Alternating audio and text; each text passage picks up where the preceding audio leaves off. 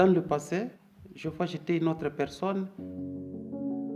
On n'avait pas en tout cas la liberté de prendre des décisions.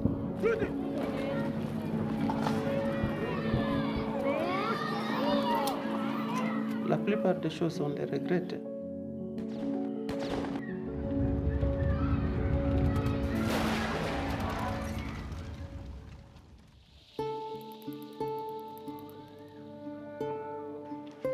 Dans tout ce que je le fais en me mettant d'abord comme un exemplaire devant les gardes. Avant de prendre une décision, ça me demande de réfléchir parce que ça peut avoir de l'impact sur la vie de tous les gardes que je suis en train de gérer au niveau du parc.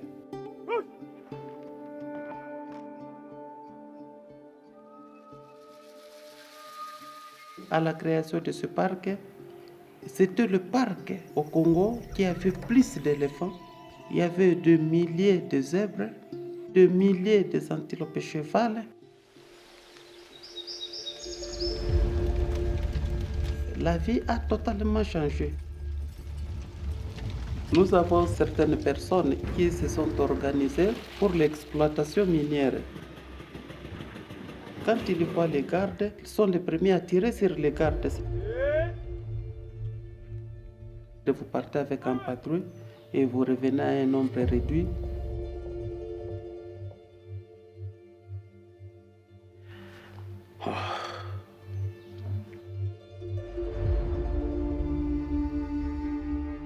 La vision est de pouvoir couvrir tous les parcs.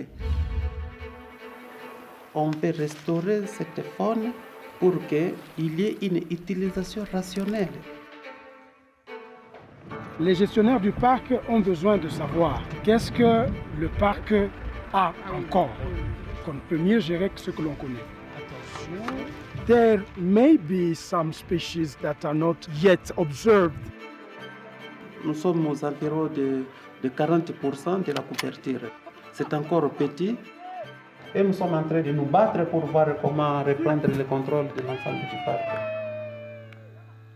Quand je me dis ça je peux faire, il faut que je le fasse.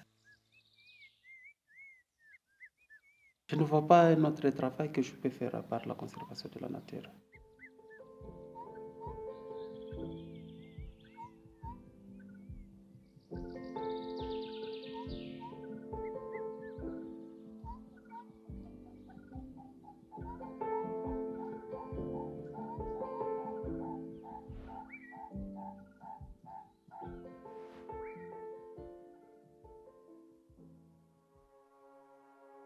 Hi there, my name is Carter Karolenko. And I'm Sam Chevalier. We're the filmmakers behind Protectors, which is a 6-part original series that explores the stories of underrepresented conservationists who are protecting or restoring our last wild places around the globe. This year, we've been filming in the remote corners of the Democratic Republic of Congo to share the story of Major Phils, a conservationist who is going above and beyond to protect a neglected park in the face of military groups and corruption. If successful, his work will open up a new wave of stability and scientific discovery in Africa's most biodiverse region. Major Phils is one of the many inspiring leaders we will be documenting next year in order to drive and accelerate restoration of Earth's landscapes. The science is clear that if we want to meet our Paris climate targets, we need to allocate half of Earth to Mother Nature. With only 15% of Earth's landscapes under protection, it is clear that we have to go beyond just protecting wild spaces and restore biodiversity. We believe that human-centered storytelling is the most effective way to change minds, behaviors, and structures to help us accelerate this transition. Thanks, and we're really wishing you a great NOAH Conference 2022.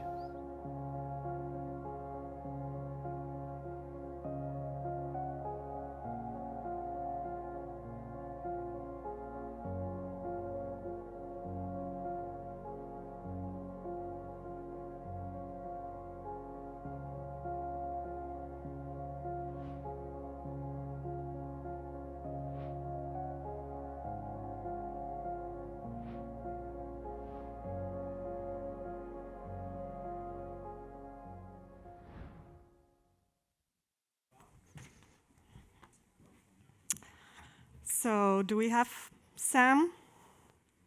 on Zoom. Hi, Sam. That was really emotional. Before we ask the audience if they have any questions, could you elaborate a little bit more on why do we need protectors and why do we need it now? Thank you very much. And it's very good to be here with all of you today, from sunny South Africa at least. Why do we need protectors? Well, essentially, storytelling is one of the most important tools for us to be able to engage with impact and change.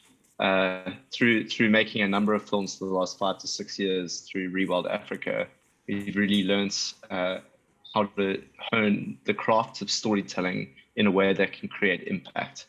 And so Protectors is our first idea into documentary film outside of a commercial entity that engages with going out into projects around the world, specifically Africa at this moment with our first episode in Upemba, to try and get these stories out there, to try and get a character behind the story.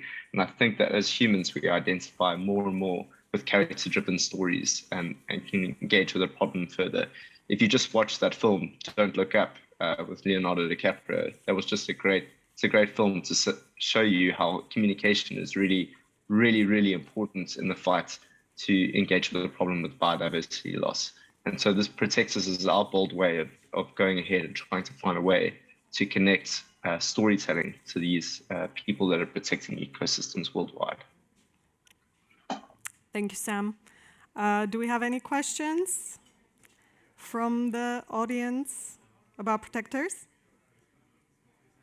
Well, the audience is maybe a little bit sleepy after lunch, but there's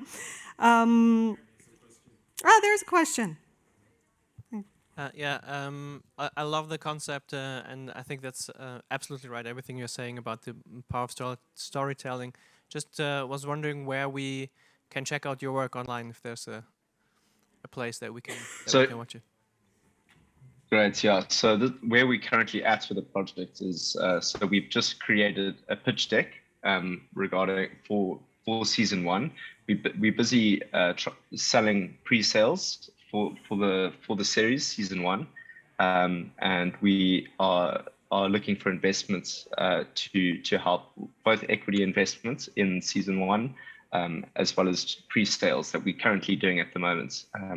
We have a distributor on board that is busy trying to sell the series with us. So we're busy trying to raise specifically $275,000 for the series, as well as $50,000 to develop research and development for the series. So where you can find it at the moment is basically where you can find more about the production company looking to create this first season is ReWildAfrica.org. So www.rewildafrica.org. You'll meet the team and you'll engage with the many different projects that we've worked within climate and social justice across Africa. So that's where you can come across our work. Thank you, Sam. We don't have much time left, but could you please share with us a little bit more of how this type of documentary filmmaking, what effects it has also on the communities on the ground? Not only in terms of inspiring us, but what effects does it have in the local area? That's exactly it. So this is a big part of it, is connecting impact-driven campaigns per episode that is speaking to the particular context. So with the developments of the Upemba episode, once we manage to raise the finance for the season 1, we will then use a number of different design thinking methodologies, but also just engage with the communities themselves to find out what is the needs of the project. So there's different ways that you can change behavior. It's simply potentially like a structure, a policy that could be changed. There's a number of different documentaries that you can find out that you can watch that have created impact for communities based on changing policies. Chasing Ice was a great example of this, where they managed to change policies towards the development of glaciers. So that is very context specific per episode, and this is why we're actually engaging more with Explorer.land and the various projects that they have. Is that we believe that through the various stories that we can find on Explorer.land and the research related to them, is protectors can understand the problem and use film to communicate it, combined with an impact campaign that will drive impact for the communities. We have had recent through a documentary called Bloodlines, where we learned a lot about the canned lion industry in Africa, and we saw a huge change for the trophy hunting in Africa of canned lions, and that project that has given such great energy towards us as a company to engage with more storytelling that can create impact for changing those sort of structures. So yeah, we really hope to create large-scale impact per episode based on understanding the context and really listening to the problems at site as we build each episode. Thank you very much, Sam, for joining us, and we will have to move on, unfortunately, now. But for everyone who wants to get in touch with Sam, you can also visit the ReWild Africa profile on Explorer.land. There are the contact details also there. Thank you, Sam. Thank you so much. Thank you very much for having me.